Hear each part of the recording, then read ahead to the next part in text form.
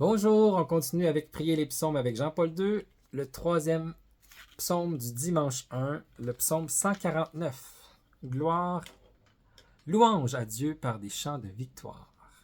Chantez au Seigneur un chant nouveau, louez-le dans l'assemblée de ses fidèles. En Israël, joie pour son Créateur.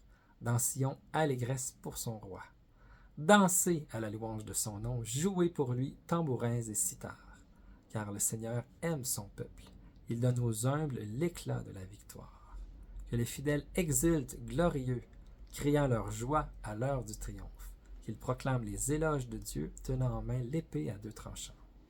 Tirez vengeance des nations, infligez au peuple un châtiment. Chargez de chaînes les rois, jetez les princes dans les fers. Leur appliquer la sentence écrite, c'est la fierté de ses fidèles. Méditation, la fête des amis de Dieu. Que les fidèles exultent glorieux, criant leur joie à l'heure du triomphe. Cet appel du psaume 149 renvoie à une aube qui se dessine et qui voit les fidèles prêts à entonner leur louange du matin. Cette louange est définie par une expression significative, un chant nouveau, le verset 1, c'est-à-dire une hymne solennelle et parfaite en accord avec ce temps eschatologique où le Seigneur rassemblera les justes dans un monde renouvelé. Tout le psaume est parcouru par une atmosphère de fête, inaugurée déjà par l'Alléluia initial, puis rythmée par un chant, une louange, une danse, au son des tambourins et des cithars. La prière qu'inspire ce psaume est l'action de grâce d'un cœur comblé d'allégresse religieuse. Wow! Alors cette attitude-là de dire merci. Merci au Seigneur pour tout. Les protagonistes du psaume sont appelés dans l'original hébreu de l'hymne de deux termes caractéristiques de la spiritualité de l'Ancien Testament. Par 3 fois, ils sont définis tout d'abord comme des hassidim, versets 1, 5 et 9, c'est-à-dire des hommes pieux, fidèles, ceux qui répondent avec fidélité et amour. Essed, à l'amour paternel du Seigneur. Avec fidélité et amour c'est essed, à l'amour paternel du Seigneur. Donc, hassidim et essed. La seconde partie du psaume est étonnante parce qu'elle est pleine d'expressions guerrières. Il nous semble étrange que dans le même verset, le psaume mette ensemble la proclamation des éloges de Dieu et tenu en main l'épée à deux tranchants, au verset 6. C'est vrai que ça peut être étonnant. Si nous réfléchissons, nous pouvons comprendre pourquoi. Le psaume fut composé par des fidèles qui se trouvaient engagés dans une lutte de libération. Ils combattaient pour libérer leur peuple opprimé et lui rendre la possibilité de servir Dieu. À l'époque des Maccabées, au 2e siècle avant Jésus-Christ, les combattants pour la liberté et pour la foi, soumis à une dure répression de la part du pouvoir hellénistique, s'appelaient à juste titre hassidim, les fidèles, à la parole de Dieu et aux traditions des pères. C'est intéressant quand même de connaître le contexte un peu mieux. Dans la perspective actuelle de notre prière, cette symbolique belliqueuse est une image de nous-mêmes, croyants, qui, après avoir chanté à Dieu notre louange du matin, parcourront les rites du monde au milieu du mal et de l'injustice. Malheureusement, les forces qui s'opposent au royaume de Dieu sont imposantes. Le psalmiste parle de peuple, de nation, de chefs et de rois. Pourtant, il garde confiance car il sait qu'il a à ses côtés le Seigneur qui est le vrai roi de l'histoire, au verset 2.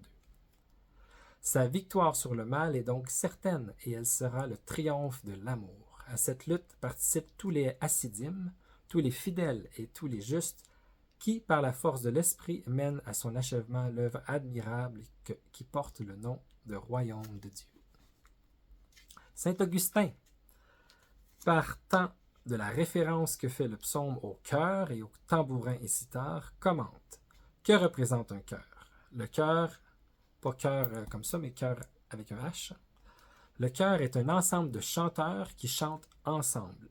Si nous chantons en chœur, nous devons chanter en accord.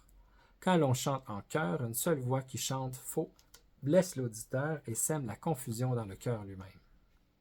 C'est dans son commentaire du psaume 149. Et faisant allusion aux instruments qu'utilisait le psalmiste, il se demande pourquoi le psalmiste prend-il en main le tambourin et la cithare? Il répond pour que non seulement la voix, mais les œuvres louent le Seigneur. Quand on prend le tambourin et la cithare, les mains s'accordent à la voix. Il en est ainsi pour toi. Quand tu chantes l'Alléluia, tu dois offrir le pain à celui qui est affamé, vêtir celui qui est nu, accorder l'hospitalité aux pèlerins. Si tu fais cela, ce n'est pas seulement la voix qui chante, mais à la voix s'harmonisent les mains, en ce sens que les paroles s'accordent avec les œuvres. C'est beau, hein? Wow! Ils sont magnifiques, les pères de l'Église. Une seconde appellation définit ceux qui prient ce psaume. Ils sont les anawim, un autre mot important en hébreu, les anawim, c'est-à-dire les pauvres, les humbles, au verset 4. Cette expression est très fréquente dans le psautier et indique non seulement les opprimés, les miséreux, ceux qui sont persécutés pour la justice, mais aussi ceux qui, parce qu'ils sont fidèles aux engagements moraux de l'alliance avec Dieu, sont marginalisés par ceux qui choisissent la violence, la richesse et la puissance.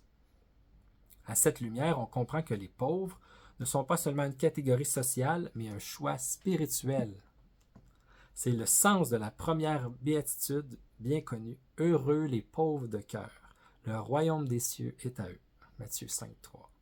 Déjà, le prophète Sophonie s'adressait en ces termes aux Anawim. Cherchez le Seigneur, vous tous, les humbles de la terre qui accomplissez ses ordonnances. Cherchez la justice, cherchez l'humilité.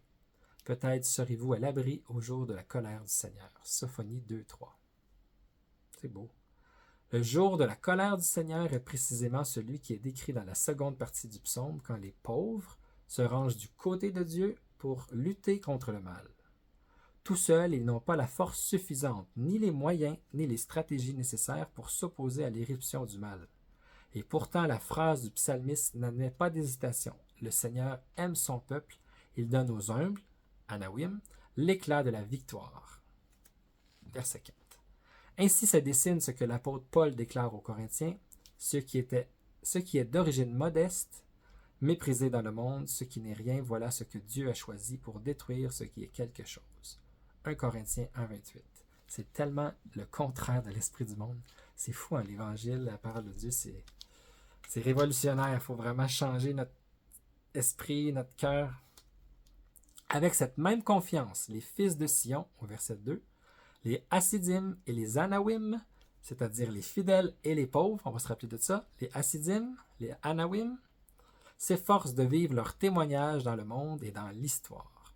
Le chant de Marie dans l'évangile de Saint Luc, le Magnificat, qu'on va voir beaucoup plus tard, est l'écho des meilleurs sentiments des fils de Sion.